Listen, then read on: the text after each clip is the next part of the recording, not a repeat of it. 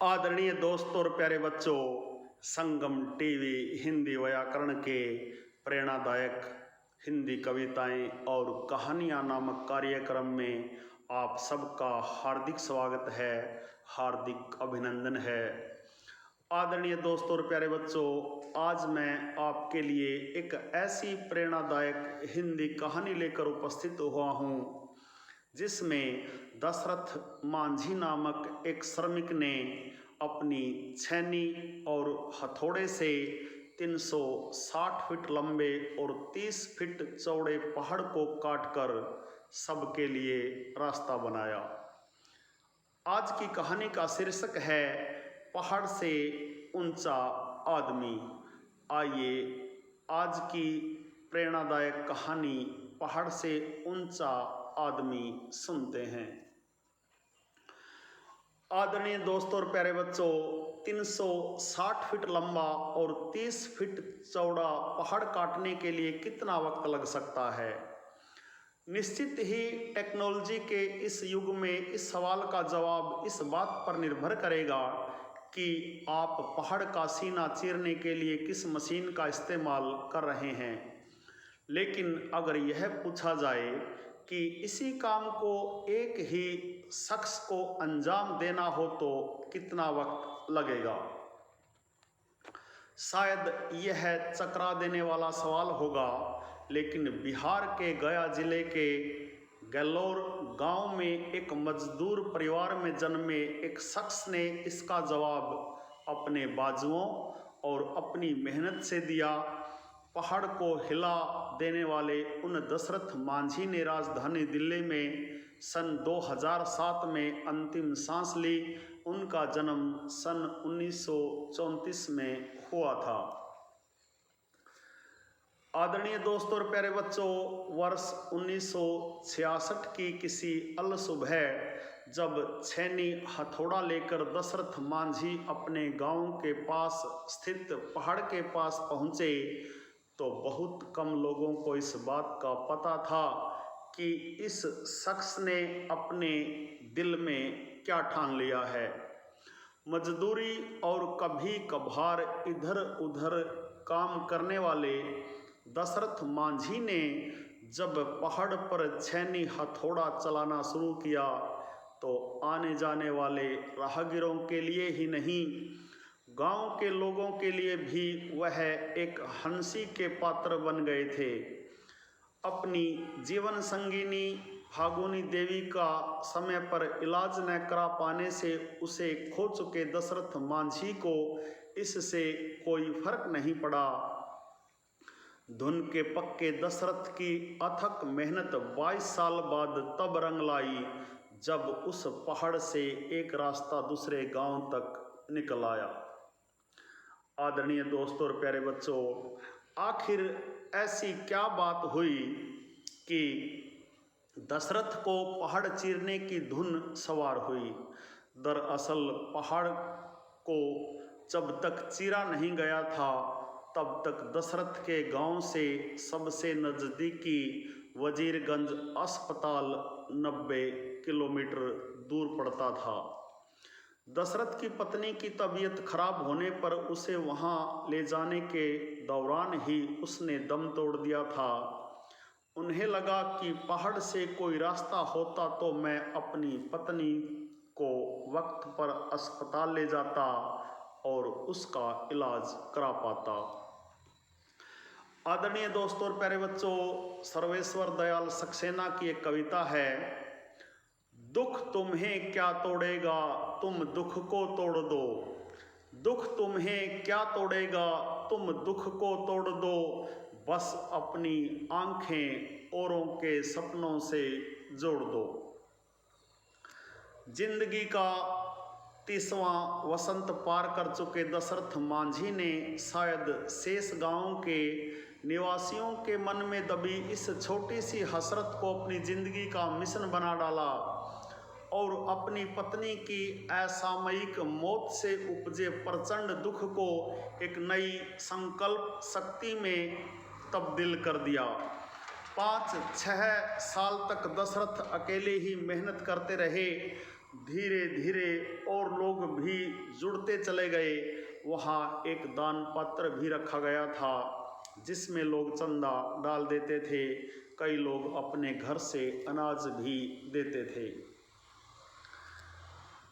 आज की तारीख में आप कह सकते हैं कि गेलौर से वजीरगंज जाने की 80 किलोमीटर की दूरी को 13 किलोमीटर ला देने वाला यह रास्ता एक श्रमिक के प्यार की निशानी है।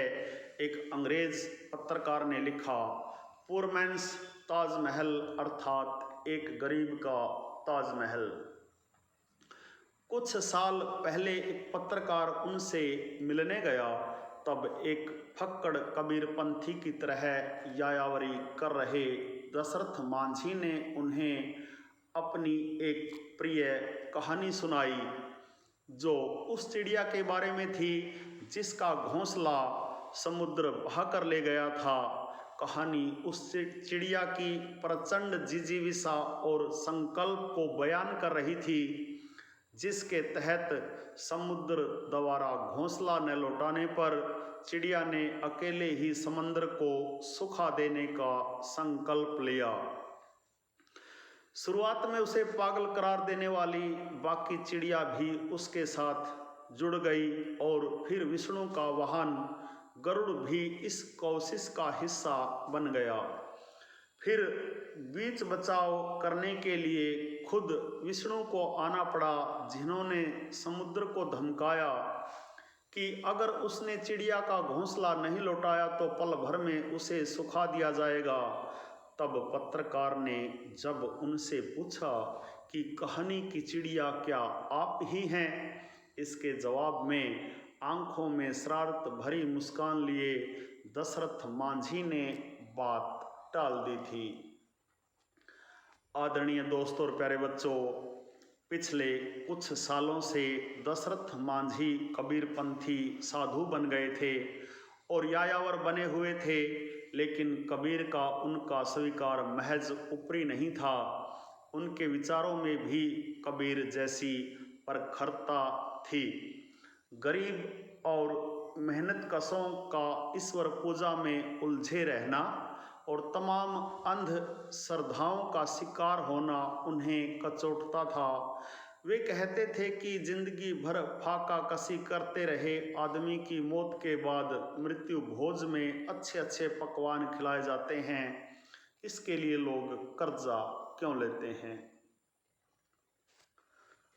दशरथ मांझी हमारे बीच नहीं हैं, लेकिन क्या वे हमें उन मिथकीय पात्रों की याद दिलाते प्रतीत नहीं होते जैसे पात्र हमें पुराणों में मिलते हैं, फिर वह चाहे प्रोमेथियस हो या भगीरथ। ऐसी शख्सियतें जो मनुष्य की उद्दाम जिजीविषा को प्रतिबिंबित कर रही होती हैं और अपनी कोशिशों से प्रकृति की दानव शक्तियों और इंसानियत के दुश्मनों से लड़ रही होती हैं।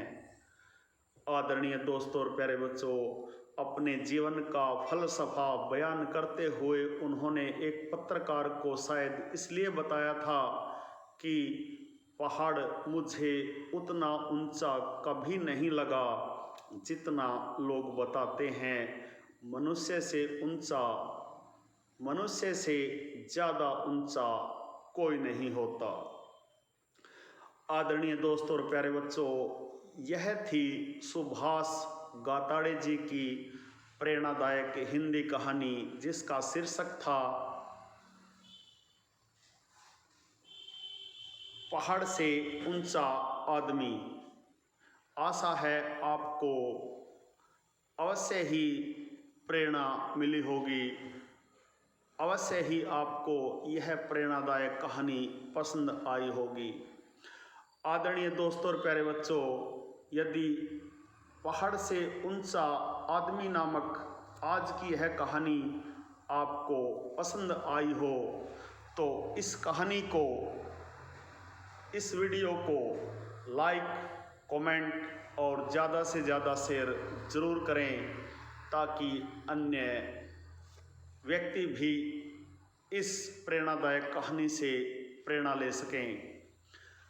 आदरणीय दोस्तों और प्यारे बच्चों, संगम टीवी हिंदी व्याकरण ज्ञान का एक दरिया है जिसमें प्रेरणादायक कविताएं, कहानियां, प्रसंग, निबंध के अलावा हिंदी व्याकरण और हिंदी भाषा के पाठों का सबसे सरल और सटीक विश्लेषण प्रस्तुत किया जाता है। यदि आप वास्तव में प्रेरणादायक कहानियाँ, कविताएं, लेख, निबंध, प्रसंग आदि सुनना चाहते हैं तो आपके अपने YouTube चैनल संगम टीवी हिंदी व्याकरण को सब्सक्राइब जरूर करें और वीडियो पर दिए बेल आइकन को जरूर दबाएं ताकि संगम टीवी हिंदी व्याकरण पर पढ़ाए जाने वाले पाठों का सबसे सरल और सटीक विश्लेषण तथा प्रेरणादायक कहानियाँ, कविताएं, प्रसंग, लेख आदि जैसे ही YouTube पर अपलोड हों उनका नोटिफिकेशन सबसे पहले आपके पास पहुँचे। आदरणीय दोस्तों और प्यारे बच्चों, खुश रहें, मस्त रहें, योगा करें, स्वस्थ रहें, आपका दिन मंगलमय हो।